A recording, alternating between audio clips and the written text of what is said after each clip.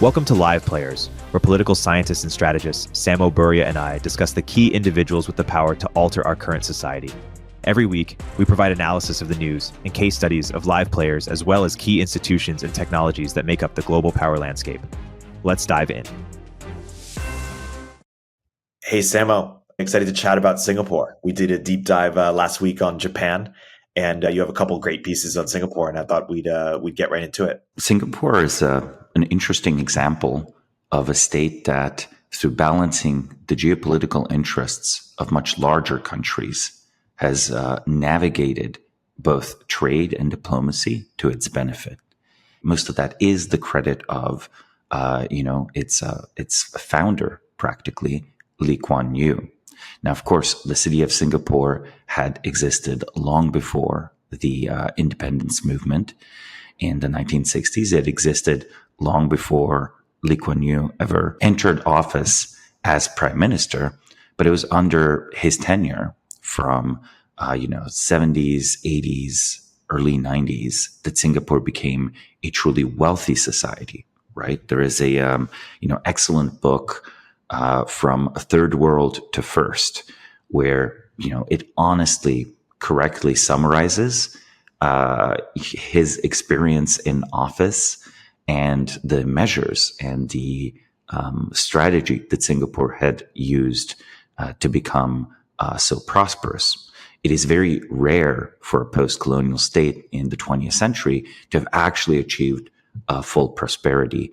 Now, we've seen some examples of this, right? There is South Korea, a very developed and now wealthy country that was, a colonial possession of Japan prior to World War II.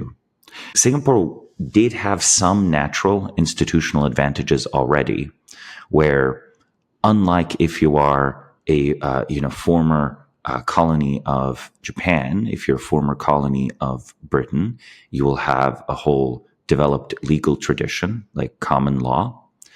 But more importantly, much as Hong Kong benefited from a well-trained civil service, so did Singapore itself. Like Lee Kuan Yew was educated in Britain.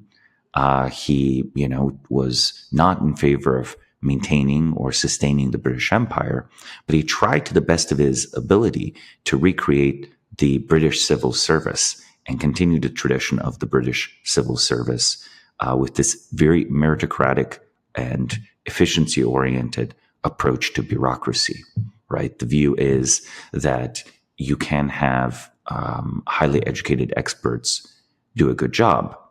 And, to this day, Singapore has some interesting features. Senior positions in the government are very well paid. The argument is that if these were not well paid, they would not attract top talent. And if they still somehow got top talent, the officials would have reason to pursue corruption and so on. So it's kind of interesting to consider the idea that you might want to pay certain government officials very, very well, and then on the other hand, make it very, very difficult to enrich yourself in other ways off of your position. This, of course, reminds me of some of the joke trading strategies that you might have seen on Twitter, where people follow the investments of U.S. congressmen and make a portfolio in line with the investments of U.S. congressmen. I think one is like the Nancy Pelosi portfolio, and I think there's some few other strategies, right?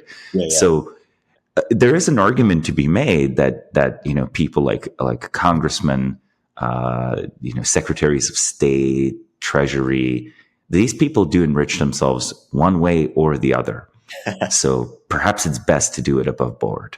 Yeah, because then you get better people, up front initially. Share more about what's underrated or misunderstood about Singapore's rise. Something underappreciated about how they were able to navigate the geopolitics of sort of the big players around it. Or let's give some more context on the rise. Well, the environment and the era of Singapore's ascent is the era of the Cold War. There is no question that Southeast Asia was actually up for grabs in the second half of the 20th century, in the 50s, 60s, 70s, and 80s.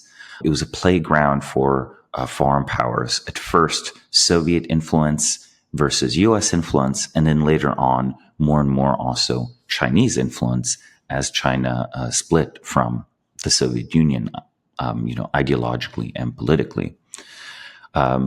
Singapore had an active communist movement, actually, that was a serious contender for power in the immediate aftermath of independence and during its brief merger with the neighboring states and reacquired independence.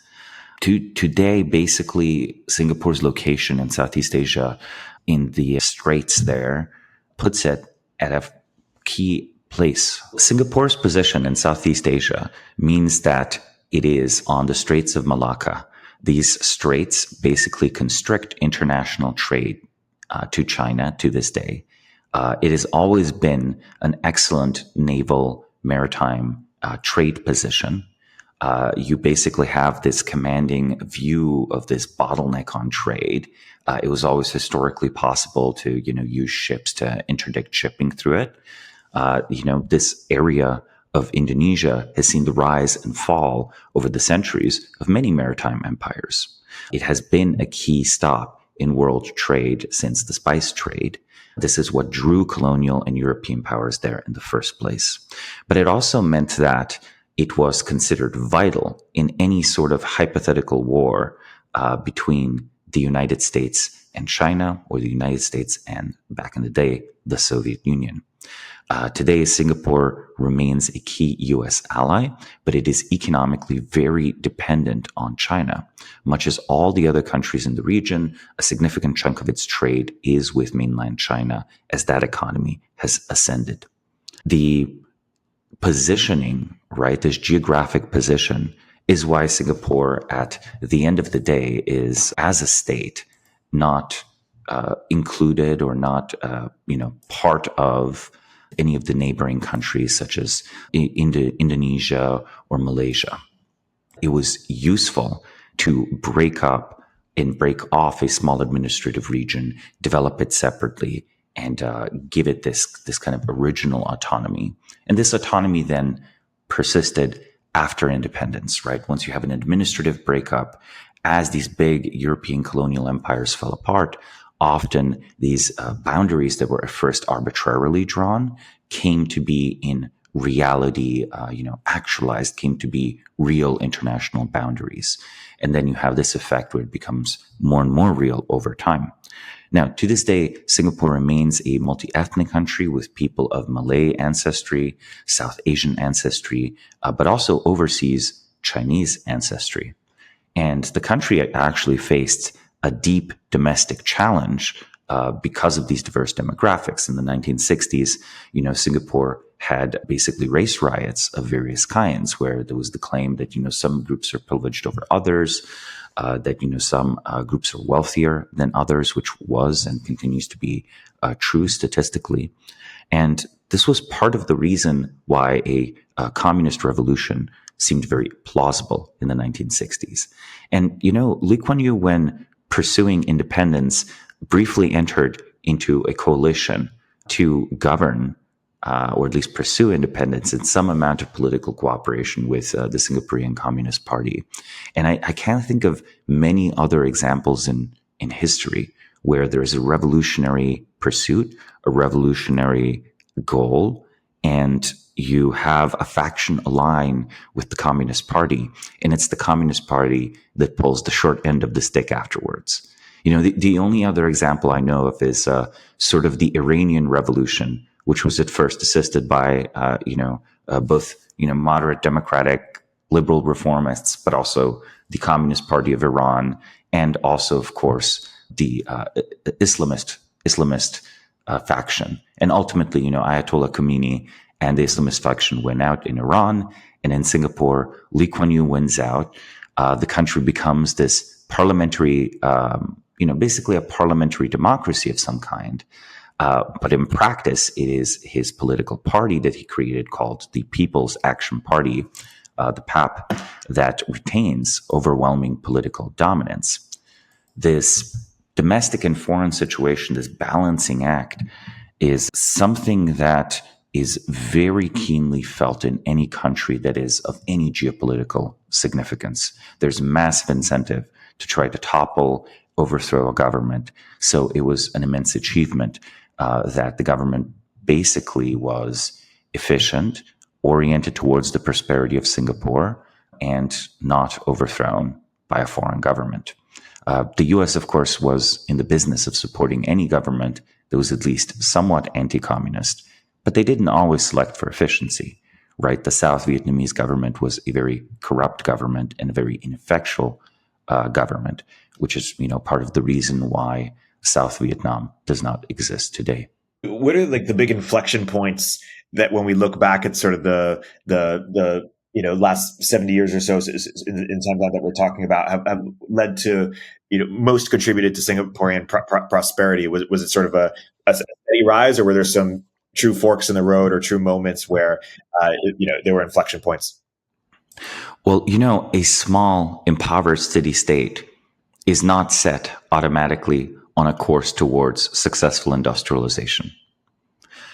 The key inflection points were the struggles with the unions, including the struggle with the Singaporean airlines, which were developed at a certain point as a crucial part of Singapore's national strategy. There was a political struggle between the government and the unions in the 60s, 70s, and later, where if the unions had remained powerful, perhaps the working conditions would be improved. But basically, there just would not be the capital to develop the quality of these services to a high level, right? It is a sort of situation where you could think of Singapore as having pursued delayed gratification over and over again, where it prioritized economic growth over social or economic measures aimed at, alleviating growing inequality. Now, there were measures such as the strong focus on building housing, which is actually an interesting example, right? In Singapore, a lot of the housing is state-owned housing, and it is actually, fairly high quality. And the view is that this is a necessary intervention to make Singapore more livable at its population density, and to make sure that many of the workers that Singapore needs to keep running can afford to live in the city. So there were elements of social policy there, but to a very, very great degree, it was the government sort of thinking of the country almost as a business or as a video game, where you look at industry after industry and you just try to prioritize its growth. And if need be, you invest directly or you invest indirectly, or you build up something and you privatize it or you subsidize it. It's almost an interesting mix of a libertarian and a statist kind of approach. And it's not complete laissez-faire, but it is quite laissez-faire in many, many ways. It's just that there's almost like an economic plan in place of, okay, we're going to prioritize ports, we're going to prioritize airports, we're going to prioritize the energy infrastructure. There's no economic reason yet to build some of these things, but we plan on future growth. The future growth materialized. Therefore, these were good investments rather than malinvestments. And perhaps this is a case where the very small size of the city, the small size of the state, the city itself, of course, is several million people, might contribute to alleviate the difficulties of planning. Perhaps at the end of the day, it is easier to plan out the economic development of a single city than it is of 10 diverse and different cities, right? Let alone large regions, agricultural regions, mining regions, etc. The United States is an immensely complicated country, but even New York City is immensely complicated. But were New York City an independent government, perhaps at the end of the day, the independent government of New York City would be better incentivized to have cost-efficient infrastructure than the New York City that is part of the United States, right? Because think about it, the tax revenue straightforwardly feeds back into the city government, which is also the national government. And in the United States, only a small amount of taxes actually go into the coffers of city governments compared to state and national. So there's a way in which the urgency of growing New York economically is less apparent if the government that governs New York is, in DC. That's an argument for federalism, but also for perhaps much smaller states around the world. Right. Yes. In the U.S., I would say that the federal system exists on paper, but in practice, the federal government is much stronger than any given individual state. Perhaps the U.S. should have fewer and more powerful states. You could argue that when the 13 colonies were created, and it was a true federated republic as well, when they first came into being, every single state was as important as Texas or California are today. Yeah. And is it just that over time, centralized bureaucracies are going to become centralized bureaucracies and become bigger and bigger, and they just don't have incentive to disperse power to the edges or to the states? It's very difficult to maintain a genuinely federated system, right? So perhaps there's an argument for the actual fragmentation of sovereignty in some way around the world. And Singapore and until recently Hong Kong were frequently used as examples of perhaps city-states are more oriented towards prosperity inherently than other kinds of states, because there's something very useful about this extreme pressure for efficiency, right? Singapore, again, I've emphasized how small it is. Did you know that they've reclaimed a significant amount of land from the sea? The Dutch are known for this, but this is something that Singapore has undertaken as well. There needed to be a new big airport. So where do you build a new big airport if real estate prices have been going up and up for decades? Well, you build an artificial island, right? And that's where you put the airport. Or you expand a district and so on. But they're almost reaching the point where they're running out of territorial waters. So there's a limit sort of even to that, right? There's hard limits to growth. And you are trying to maximize the value of your real estate in a very significant way. You could just open up and become sort of a vacation spot where foreign interests buy up a lot of your land, driving up the price. However, there has to be something fundamentally appealing about where you are. Since the 1990s, the small scale of Singapore does actually stop it from being a global industrial powerhouse.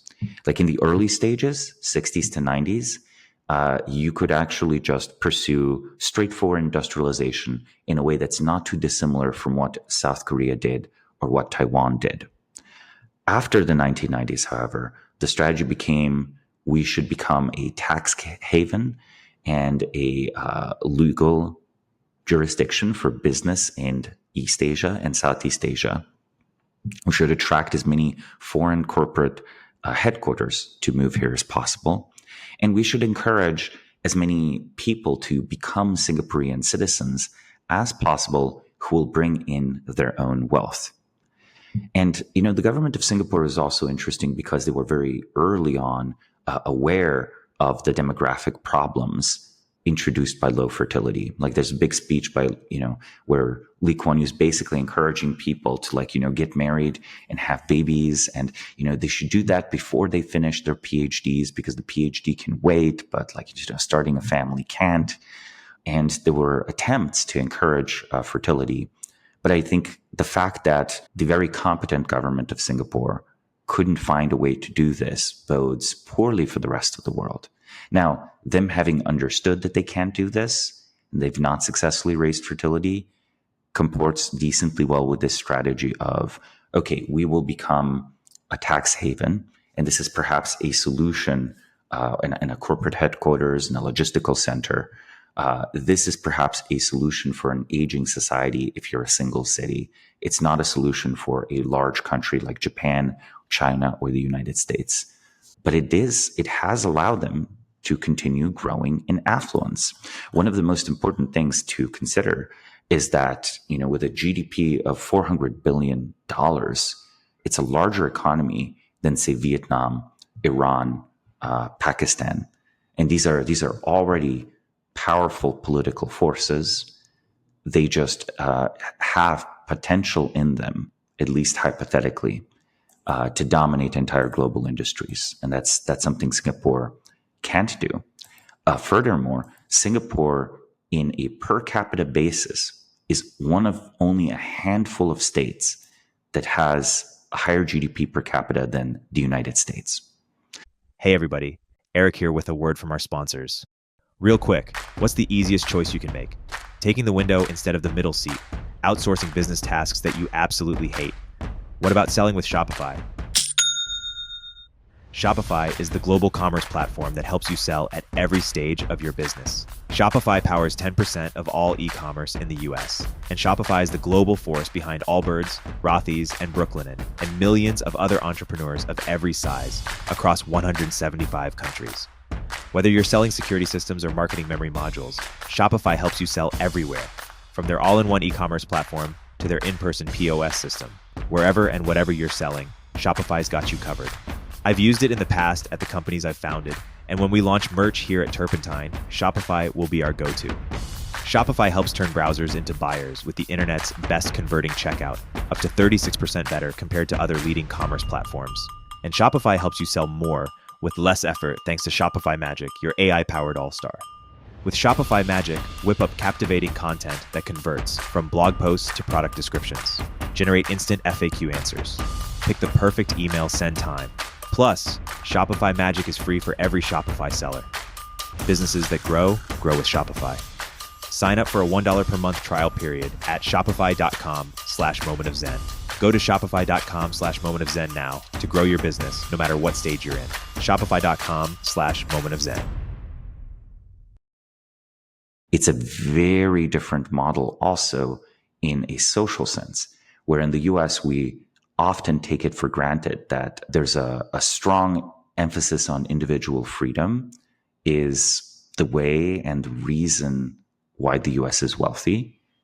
And in Singapore, there certainly is a strong emphasis on economic freedom, but less so on other kinds of personal freedom. Again, much as the demands of a city and the immense pressures of it on city government produce perhaps a drive for economic growth, I also think it produces a fairly draconian approach to law enforcement, right? If a city government is a state government, at the end of the day, it will be very interested in eliminating crime completely. So if you traffic drugs in Singapore, you risk the death penalty, right? And even for many minor offenses, they actually have kept corporeal punishment, like you might get caned for certain crimes. Now, of course, at the end of the day, if we were being provocative, what is better? Putting you in a small box at the taxpayer's expense for 5 years?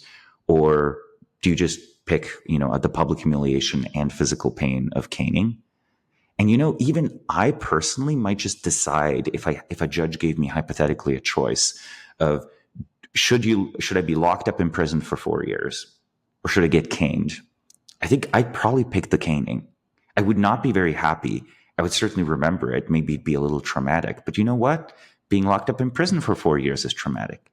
And if you let me out on the street, don't put me in prison or don't cane me, then I'll be traumatic for everyone else on the streets. Can you imagine if Singapore allowed itself to waste a third or half of its real estate the way that San Francisco does? And I say this as a proud resident of San Francisco. I don't know. Perhaps we should execute drug dealers. Perhaps we should cane people that harass others in the streets. I don't know. Maybe that would solve some problems. To be very spicy here, right? Because this is the interesting point. Negative and positive externalities become intensely concentrated in a small city environment. In a way, yes, extreme focus on individual freedom and maybe even an over focus on non-incarceration. This works well if you have a large country with a lot of space. But if you have high population densities, you can preserve a lot of economic freedom. But I think public order becomes ever more important because any disruption to public order immediately results in lower economic performance. And that's why I'm talking about, the hypothetical of wasting space. The economics of wasting space trump over the possibility of having a more lax approach to law enforcement and crime. And again, there are things that are undesirable or not sustainable at a national level that work for Singapore. A lot of its workers have only temporary work permits and actually commute into the city from neighboring Malaysia. Of course, Singapore would be more than happy to buy land off of Malaysia if Malaysia offered. But Malaysia is uninterested, right? I think part of the hope of Malaysia is that the areas immediately adjacent to Singapore just develop economically over time. And perhaps there's some very long-term desire to have their own economic city, especially economic zone and city that could outshine Singapore just because of its scale. One thing that people miss about the historical realities of the purchase and sale of land, which to us today, it seems very interesting, that say the United States could do something like the Louisiana Purchase or purchasing Alaska. But what people miss today is that in the 19th century, conquest and purchase and sale of land went together. Basically, France sold the large Louisiana territory because they were afraid that either Britain or the United States would seize it anyway otherwise. And the Russians were concerned about the long-term viability of maintaining Alaska and whether it would just be given to the British, with who they were in a significant geopolitical competition at the time. So there is no military sword hanging over Malaysia. So Malaysia, while perhaps it might be economically a good deal, sort of chooses this focus on preserving territorial integrity over anything that Singapore could offer, right? The sale and purchase of land historically happened because there was a threat of violence. It was just a more civilized way to do things than to have a colonial war over it. Say more about what are the things that Singapore does at a level of 5.4 million people that could work if they were a country of 100 million people, or scaled up, or would break down. And I guess I ask that to say that when other countries around the world look at Singapore who are much bigger, what are the things that they should say, hey, that could work here if we're 20x or so bigger, or now that could only work in a population of 5-10 million people? There are definitely some political economy problems that might come into play if you copy wholesale or individually some of these strategies. But I can list a few clear examples because we have examples elsewhere in the world of countries doing something very similar. The key part of Singapore's economic strategy is to be a financial hub. And, since 1997, Singapore's corporate tax rate has been repeatedly lowered from 26% to 17%, as of May 2023. This is still higher than many tax havens around the world, like Switzerland or Cyprus, but it's lower than any other major country in Asia, Europe, or North America. You could have a very low corporate tax in a larger country that is lower than what you see elsewhere in the region. So, for example, for Britain or for Ireland, they probably need to compete with Switzerland to some extent if they wanted to pursue that strategy. But really, all you need to do is be better than the EU and have some sort of economic ties or special treaties with them. And likewise, for Latin America, if say Argentina or El Salvador were to pursue something like this, they would just have to be the best choice in the region. They don't have to be the best choice in the world. So there can definitely be multiple corporate headquarters in different parts of the world, multiple financial centers. And you can have a large country such as the United Kingdom have a major financial hub such as London. Now, I was alluding to the problems of political economy, though, where what is best for London is perhaps not best for the rest of England or the rest of the United Kingdom. And then you might have, unless you're very clever in your federal system setup, you might have conflicts of interest between the different parts of the country. So, okay, the first one, the financial strategy can be copied. The second strategy that I think can be copied is very strong city governments where perhaps there is a unification of the interests as much as possible, even below the level of sovereignty, of power to cities.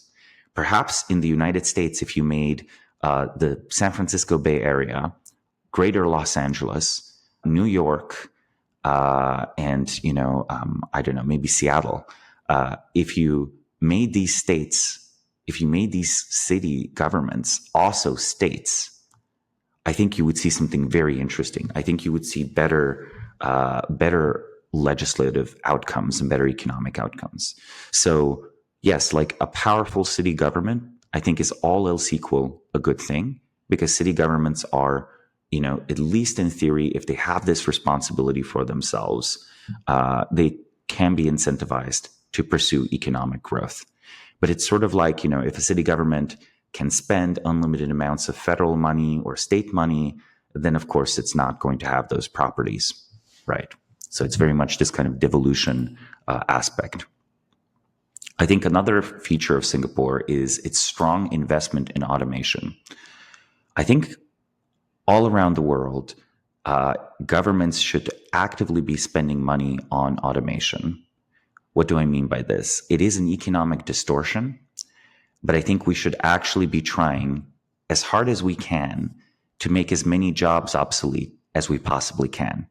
Now, this doesn't sound like an election-winning slogan. It's sort of like, this year I will eliminate 10% of the jobs needed in the economy. Like, that just doesn't work as an electoral slogan. However, people should be really preparing countries for severe demographic transitions and shocks. You should be preparing for this much more than you should be preparing for global warming. And I'm in favor of some sponsored R&D into green energy. But even more so, I'm in favor of various kinds of tax breaks to encourage companies to find ways to do the same amount of work or more work with less labor, because the price of labor will increase massively over time. And I'm in favor also of various kinds of R&D. Let's remember that now we live in the dawn of self-driving cars. Self-driving cars reached a lot of their key breakthroughs through DARPA's projects. Right? The self-driving research initially was not very commercializable. In fact, to this day, say legged robots, like the ones we see in Boston Dynamics, they're arguably still not commercializable. DARPA was kind of one of the main customers of Boston Dynamics. And now that they've pivoted towards, other kinds of automation, they have a much more conventional warehouse robot and even a wheeled robot. And those are the kind of robots that find a place in the modern economic context.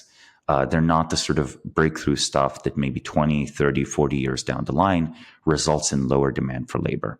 So, okay, have you ever heard about, eating, I won't live in a pod, I won't eat the bugs? Yes, a famous meme on the right. Okay, yeah, and people kind of blame Klaus Schwab of the World Economic Forum for this.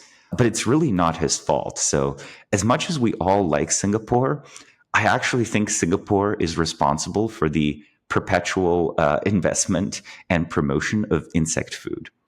Let me explain. As of 2019, the government launched the new Singapore Food Agency. So the goal is to improve food security in case of a war. We talked a little bit about the potential relevance of Singapore in a hypothetical US versus China war, correct? And under those circumstances, Singapore might find itself blockaded and might find itself starving. And we've also talked about how extreme the demand for land is in Singapore, right? So where exactly are you going to do farming? How could you possibly feed the population?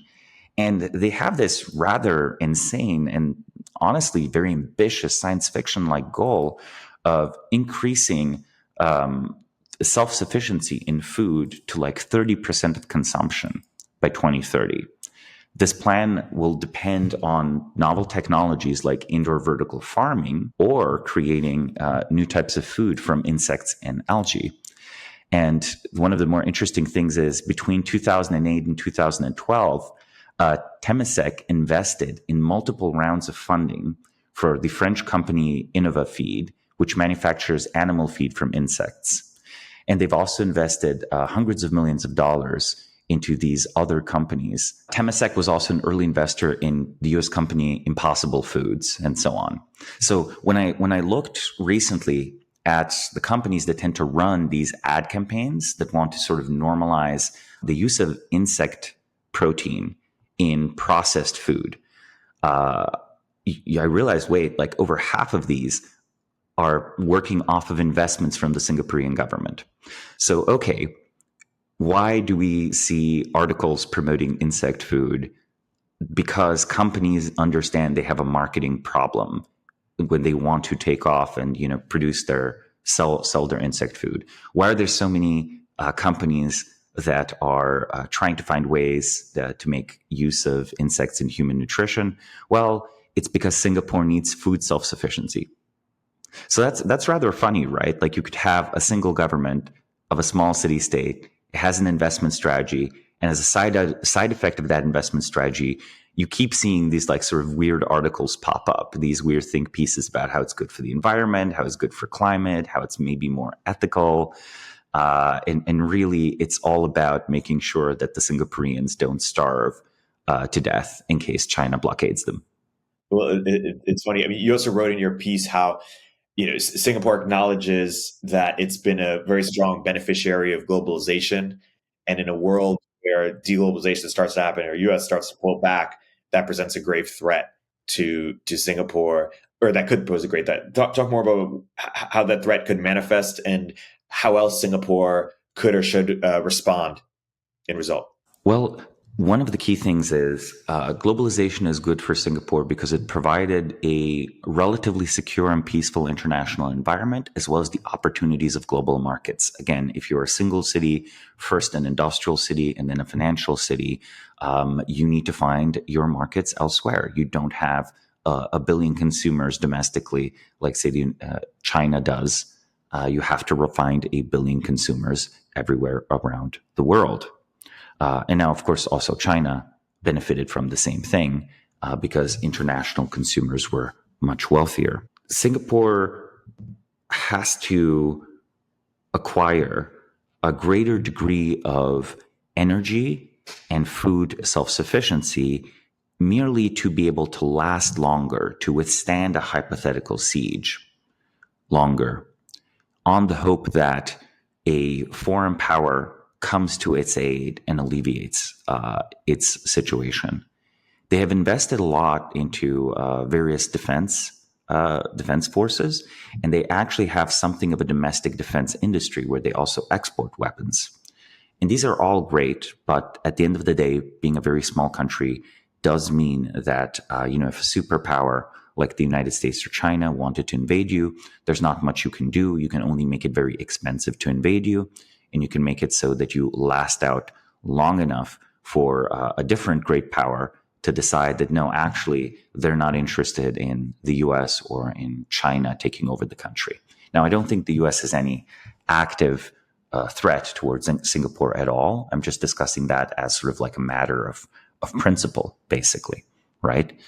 So the adaptation, I think, will have to be for a world where trade blocks are going to be the basic unit of international trade. I think we're already seeing it, where even the economic relationships between the United States and Western Europe have worsened now compared to 20 or 30 years ago. There's nothing as serious as the trade war between the US and China, but there are elements of back and forth jostling. And even there's some acrimony in trade relations between the EU and the United States. And this also shows up in tech, where the EU continuously fines American companies in various ways for basically doing business within the EU, right? Basically running normal normal software. And normally, I think people interpret this as, okay, the EU is just so broken. But I also think that there is a stealth digital trade war that's sort of happening between Europe and the United States. And I think basically the US will win because Europe is too slow to provide its own alternate digital services. But let's wait to see 10 years. I think this might become more apparent over time, because I think the key generator of this is, the EU Commission doesn't find the few European companies at anywhere close to rate that American companies are fined. So that's why I think it's a little bit selective. I've also not heard of them finding the few Chinese companies that have made a big impact online. So I think there's some sort of competitive angle there. But to bring it back to Singapore will have to pick which great trade bloc are you a part of. And that's where we hit the snag that's hard to resolve. The largest nearby regional economy is China. The only way to retain political autonomy and independence from China, not just for Singapore, but even for countries like South Korea, Vietnam, etc., is to be close allies of the US. The US might want to couple much more tightly being an economic partner and being a political ally. In the era of globalization, the US would do business with everyone, including China. The US has now realized that perhaps it's not a great idea to allow an economy to outcompete you, especially if it has unfair trade practices. So I think the solution probably that they will pursue is economic integration with China, but there does exist an alternative. The alternative is if we expect even moderate economic growth from India. So nothing like the economic growth of China, but even with moderate economic growth from India, in a way, there is one ocean of the world where globalization hasn't yet happened. Let me explain. The Atlantic arguably reached peak globalization in the early 20th century. The total value of trade going between Europe and America has been probably fairly stagnant for a long time. And any sort of cultural or political exchange that happened between, say, Europe and the Americas already was done by at least the 1940s, let's say. Like that was the last big rearrangement of the transatlantic relationship politically. Economically, the late 20th century and early 20th century has been a Pacific century, where trade between the United States and China and the other Pacific partners such as Japan, Taiwan, South Korea, and so on, that was a big deal. The one ocean of the world where the coasts of the ocean will remain young and have a rising population, and it is not yet caught up economically at all to the Western world, is the Indian Ocean. You have the east coast of Africa with an exploding population and some decently stable countries like Kenya. You have the Middle East, which, to be fair, is already fairly globalized, but it has financial centers and economic centers such as the United Arab Emirates and, to a lesser extent, Kuwait and Qatar. You have India, which now will have a lower dependency rate and is a China-sized potential unified economy. And you have Southeast Asia. So in theory, at least, if Singapore were to greatly enhance its economic investments and trade ties to countries of, this Indian Ocean region that are trading more and more with China, Japan, and South Korea, and also to some extent the United States, I think that could be a source of growth. That could bring freight ships through Singapore, and that might be an alternative to just being in the Chinese economic bloc. But then again, the question is, how do the politics work out? And, we think of Singapore as a Southeast Asian country, but really it's very culturally East Asian. So how do you expect this to play out? You've talked about sort of the choices or the fork in the road, or sort of the calculus. Given how the other chess pieces on the board might sort of evolve over the next decade or two, how do you expect Singapore to play this year? Well, I think that Singapore will continue to be quite effective at pursuing its financial strategy. It has a little bit of a windfall because people have realized that Hong Kong is just another Chinese jurisdiction, right? This has been the evolution of the last few years. 10 years ago, you could argue that you get all of the benefits of being in China and all of the benefits of being outside of China if you're in Hong Kong. Now you can no longer argue that. Right now, Singapore is the best regional option. I think that they won't achieve full success with automation despite their heavy investments there. They will basically continue to have a very high quality of urban life. Again, their public infrastructure is absolutely gorgeous. If you, for example, see things like, the urban design, right? The city is very memorable. And honestly, Singapore's airport looks practically fantastical. And in a way, an airport is important. It's your embassy to the world. People really judge your city by what kind of airport they land in, right? Singapore gets top marks for that. So people will want to continue traveling through Singapore. What I would most worry if I were Singapore is energy costs and the onset of a war between China and the United States. I would try to the best of ability to try to moderate or ameliorate US-China relations. Singapore doesn't have, an overwhelming say, but it can be diplomatically active in small ways. Any sort of major conflict between China and the US is economically devastating and might actually impoverish the country. Because it is a child of globalization, it might become an orphan of globalization. So I think they are well aware of these problems. They're trying to build strategic resilience through food, automation, energy. They understand the limits of their impact internationally. But again, sometimes small nations can be very effective at diplomacy. They can be a middle ground in a way. I think the key question is going to be on the question of succession, right? The current prime minister is the son of Lee Kuan Yew. The next prime minister might be the grandson of Lee Kuan Yew. So let's see what the successors have in mind. I think the current prime minister is carrying out a fairly sensible program to its completion. And before this program of financialization and adaptation to an older society, before that's completed, I don't think they're going to be pursuing bold new strategies. So I think that Singapore is, of all the states in the world, best incentivized to pursue great breakthrough technologies. So if I were running an ambitious company that is aiming to solve a hard tech problem, I wouldn't be talking to any American investors.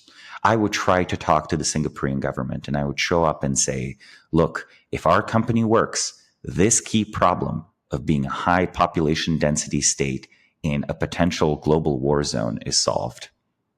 Fund me. For a few $1 million, you can get a Singaporean citizenship. So honestly, maybe if you're doing a chip fab startup, you should be asking the Singaporean government to invest heavily in your bold new replacement for chip fabs rather than trying to do it in the Bay Area. Yeah, no, clever idea. Gearing towards closing here, you've thought a lot about the succession problem and written quite a bit about it. Should more countries or companies embrace this sort of hereditary lineage in terms of picking the next leader? Should Zuck pass on Facebook to his kid someday, like the New York Times has done, or other countries in the same way that Singapore has done? I think that Singapore, again, it's a parliamentary democracy, but there is one party that is so entrenched because they have a first past the post system, and you can gerrymander the various districts as much as you want to make sure that basically your representative wins. So the People's Action Party remains in charge. And then within the People's Action Party, the prestige, reputation, and political acumen of Lee Kuan Yew was so great that he could kind of handpick his successor. And I honestly think that if Lee Kuan Yew thought that his son wasn't fit for the job, he wouldn't have endorsed him politically. but he did. So what I would say is, I think more companies and organizations should endorse the idea that whoever is currently running the company should pick who the successor is. Just handpick the best person you can. And we should be open to the idea that sometimes people, for very personal reasons, want to hand it off to their children. You want to have a legacy.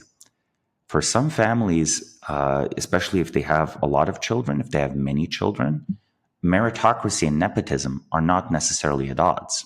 Anyone who has more than one child knows how different your children are. I think today, when we tend to have small families, we forget that nepotism used to sometimes mean that among your 10 kids or 5 kids, all of who you've tried the best you can to raise in, basically your family's value or your family's vision of the world, one of them is pretty good actually. It would be quite hard to find someone that's better. I think we tend to forget that because with fewer children, it's much more luck-based. But if you can pick among your children, I think that's a solid way to maintain a family legacy. It's a solid way to run a company like the New York Times. It's a solid way to run other family companies like, the Wallenbergs business empire in Sweden, or the other Lee dynasty, right? The one of Samsung of South Korea. We're at time. This has been a great deep dive into Singapore. Samo, always a pleasure. And until next week. Until next week. Thanks for listening to Live Players. Please subscribe, leave a review, and check out Samo's excellent newsletter, The Bismarck Brief, for more rigorous analysis of key individuals, institutions, or industries. Live Players is a production of Turpentine, the podcast network behind Econ 102 with Noah Smith and Moment of Zen.